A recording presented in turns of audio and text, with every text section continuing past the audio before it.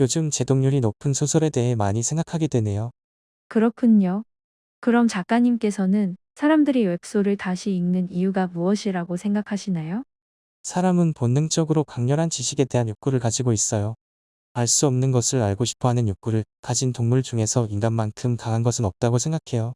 이 욕구는 우리의 일상에서도 많이 나타나죠. 예를 들면 어떤 것들이 있을까요? 예를 들어, 재미있는 만화나 소설을 만나면 끝을 알고 싶어서 밤새도록 읽게 되는 것, 그것은 지식에 대한 욕구에서 비롯된 행동이에요. 또한, 새로운 음식을 시도하거나 새로운 장소를 탐험하는 것도 모두 지식에 대한 욕구 때문이죠. 그렇다면 사람들이 책을 다시 읽게 만드는 것은 무엇일까요? 한번 읽은 책을 다시 읽는 것은 그 책이 매우 재미있지 않다면 하지 않죠. 더 정확하게는 이 책에 아직 완전히 이해하지 못한 부분이 있거나 나에게 중요하게 느껴지는 부분이 있어서 다시 읽게 되는 것이죠.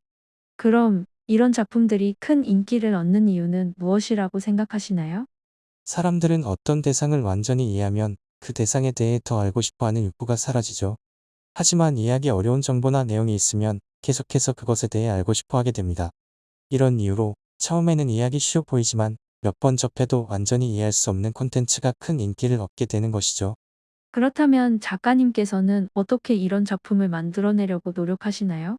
다른 사람들에게 관심을 받기 위해서는 작품의 시작 부분은 접근하기 쉽게 만들고 내용은 복잡하고 깊게 만들어야 한다고 생각해요. 이렇게 하면 사람들은 계속해서 그 작품을 즐길 수 있게 됩니다. 그리고 그 작품에 대한 토론이나 해석이 생겨나게 되죠.